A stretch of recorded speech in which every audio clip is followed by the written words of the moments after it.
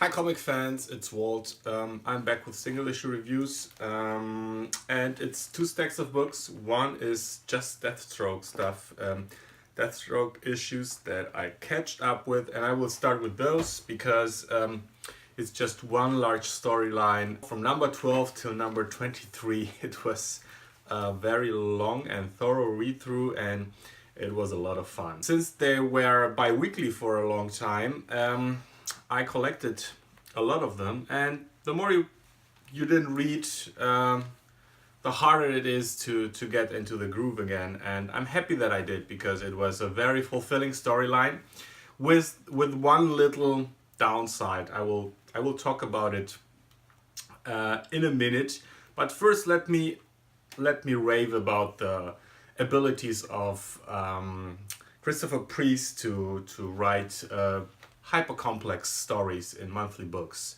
I mean, now that I could like read through it, like through a graphic novel or even two, it's much easier to understand how he builds his story and to keep up with all the characters, because it's a gigantic cast.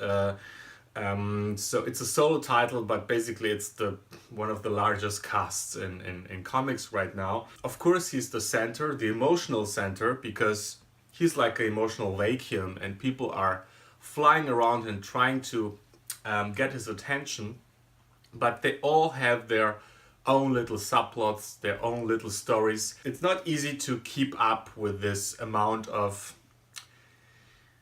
I don't want to call it information, because it's all interwoven into the story, but yes, it is information in the end. And I was fascinated that from issue 1 till issue 20, it was one large storyline. There was a big plan from the beginning. It's not possible to write a story that complex and to land it in the end without knowing all the details up to number 20. And that's pretty impressive, I think, for a, I would say B grade or second grade or C stringer, B stringer, I'm not sure, book. It's a very impressive run. And I just read that Priest is now heading to one of the main books of the DC Rebirth line, namely to Justice League. So he has proven that he can write those long arcs, make the characters feel real, and he's also super funny. So I'm very happy for him, and I'm happy for us readers, because I'm pretty sure it will be a great run. So you can see an author who writes comics for over 30 years is now at his peak. It's funny sometimes how things turn out. I told you that there was one little downside to the whole thing, and that was the crossover happening here towards the end of Deathstroke's redemption story. In a way, it is a redemption story, because he has to come to terms with his family, with his children, and with the guilt that he collected over the years regarding his children and his relationships. And the problem is, it's such an emotionally important moment, and it's changing so much in the series, that I was very disappointed that they made this into an event with the Teen Titans and the Titans. And one of the high point of the event wasn't even like a Deathstroke book, which I just don't get. I mean, I totally understand the need for having crossovers and events and stuff. Do it, but it should always be something which is on top of things.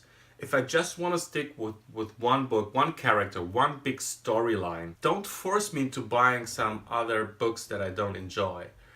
So I didn't buy them, but of course some little bits are missing now, and I've looked some stuff up online, which I normally never do, and I loathe people who do because You know, the comic market as it is already in a slump, and we need to buy our comics, but also from a publisher side of things, one shouldn't rip off his readers.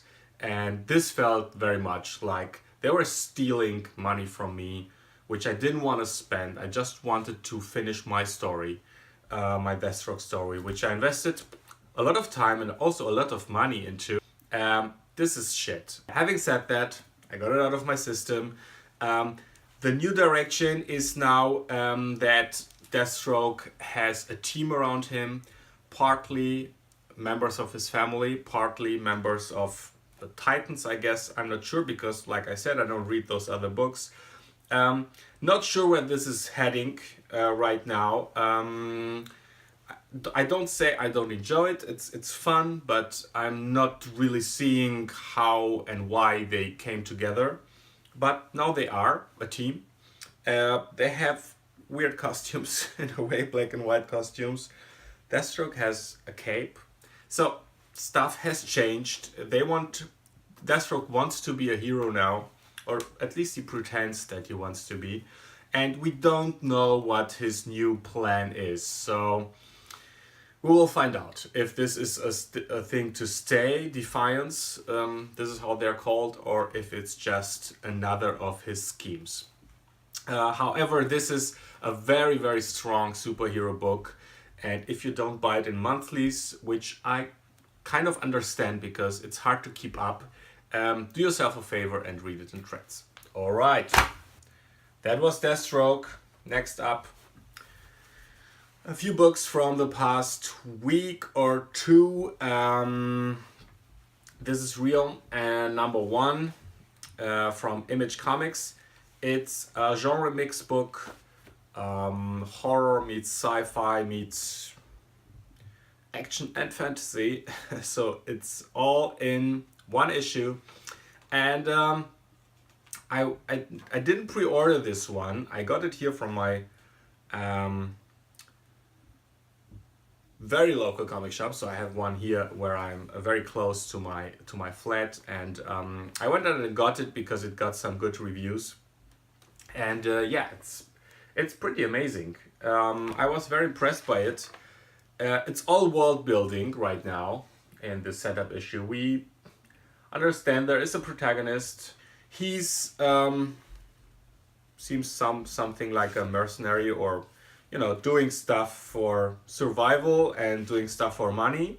It's a post-apocalyptic comic, and we get to know this world and its rules, and it's very well drawn. The coloring, the mood is really nice. I really like the atmospheric, the way we get introduced and sucked into this world really worked for me. I really like the dialogue and everything else, so I'm definitely back for more. Real number one. Next up, Hellblazer, number 13. This is the first issue by Tim Seeley. I think it's a good thing that they changed the author. I've read Simon Oliver's, I think, first issues, 3 or so, and thought of them to be average at best. And this one here felt very much, you can see it on page 2. This is very much a Hellblazer story. It has the art by Jesus Marino has a roughness to it, and also like looks very much like an Avatar book. And with the second page here, it has the certain gore effect which is needed, I think, for a book like Hellblazer. And I'm happy that they're not toning it down, for a younger or a more superhero oriented audience.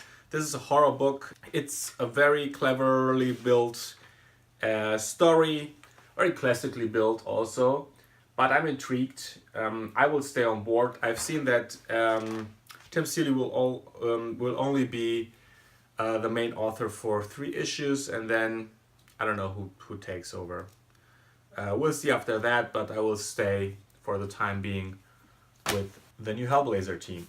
Redlands number 2, I was impressed with Redlands number 1, but just not from a story perspective. It's fantastic art by Vanessa Del Rey and colors by Jordi Belair. And this continues to be a very moody book. The story gets a little bit clearer here. Now we have the protagonists, the 3 women / witches / policewomen, who are the main center of attention for this series. And yeah, I'm still not sold. I still don't know where the story is heading, but I want to know more.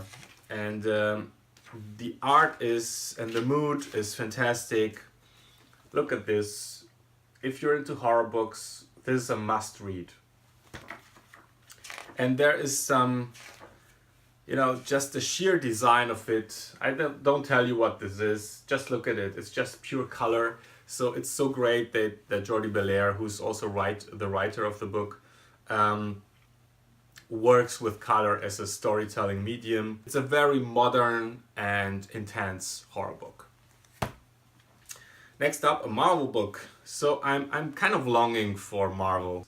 My first love. They were the first comics that I read as a kid, and it's not been easy in the past few years to stay a true Marvel fan. But I've already raved about Moon Knight, the run by Jeff Lemire and Greg Smallwood. And Greg Smallwood is the artist on this book. It's a one-shot, not a one-shot, but it's a one-issue story. And it's about the Green Goblin. The art is phenomenal. Oh, look, they have now those fold-outs in the new Marvel books, which tease the new Legacy issues, which is kind of fun. But really, the greatest thing about this, it was an interesting story. I like stories which can be done in one issue, This is why you're supposed to buy single issues, not to get little chapters of a bigger story, which probably reads much better in a trade paperback, but and also for writers, I think it's a great exercise to really focus on the essentials and one character, one little story, and it's really well done. I enjoyed it very much, and I think I will give the Amazing Spider-Man Legacy book a shot. I'm really longing for some old school Marvel heroics. If you have some spare money, this was really enjoyable. Darkseid Oversized Special number 1.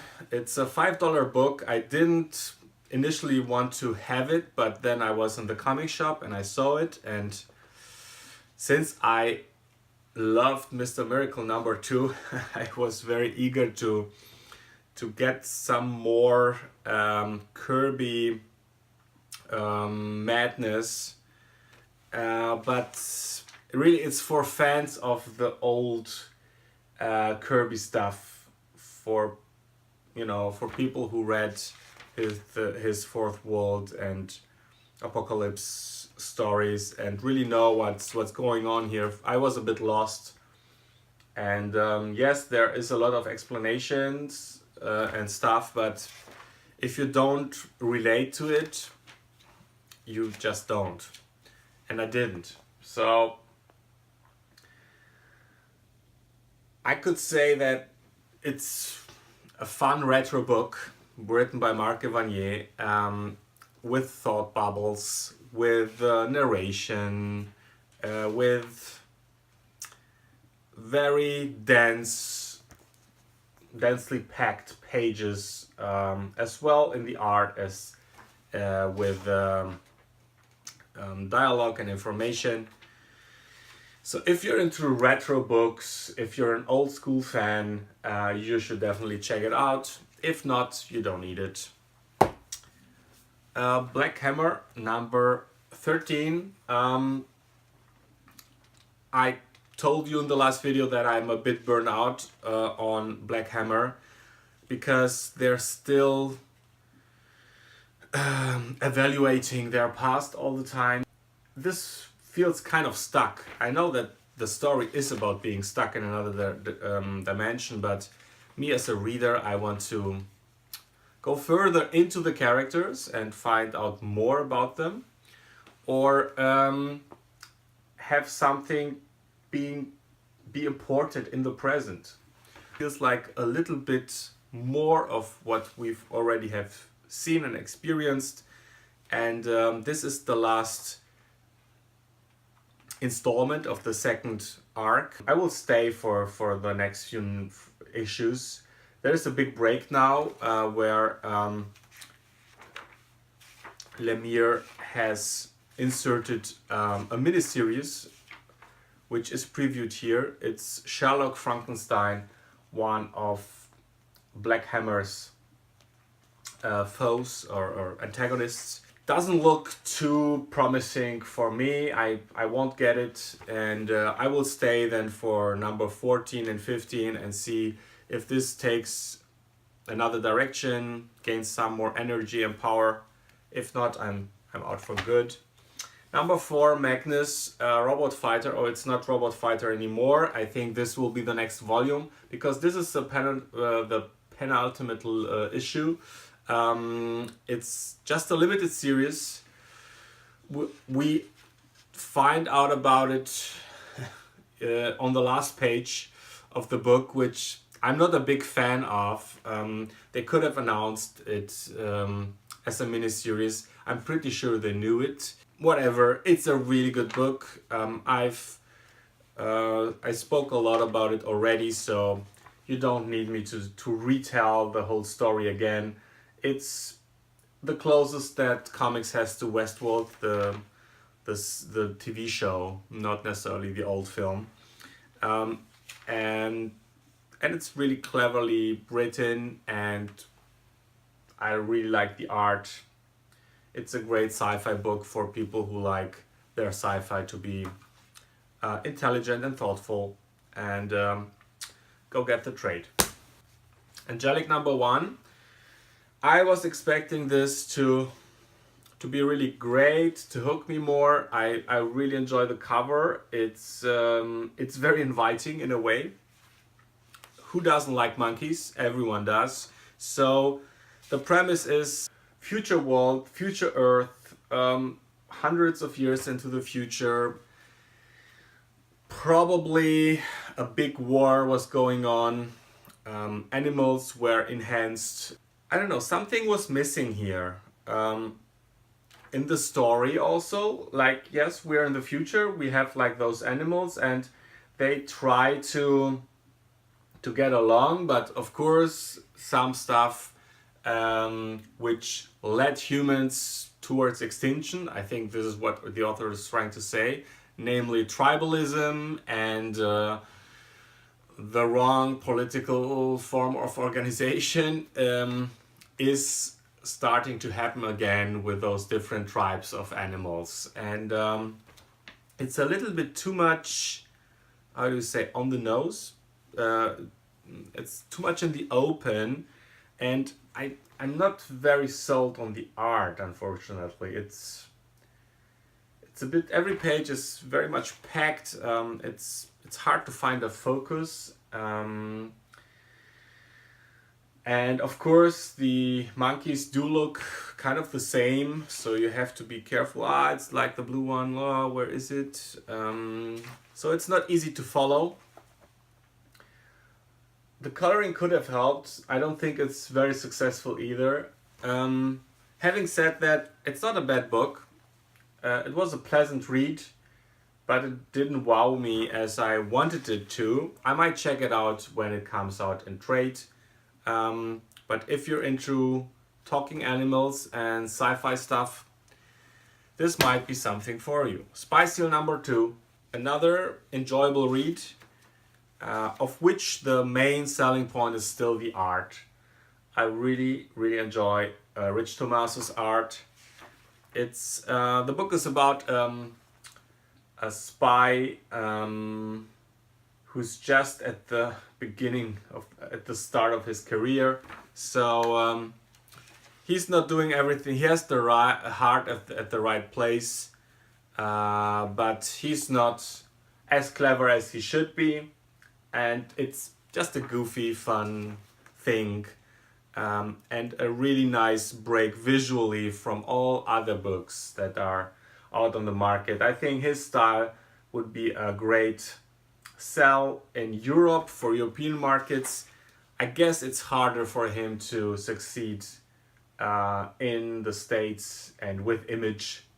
I don't think that it's the perfect fit for the monthly American market, but he should be licensed. He should get licenses in Europe and just make big oversized albums with his beautiful art and his naive and charming storytelling. I really enjoy it.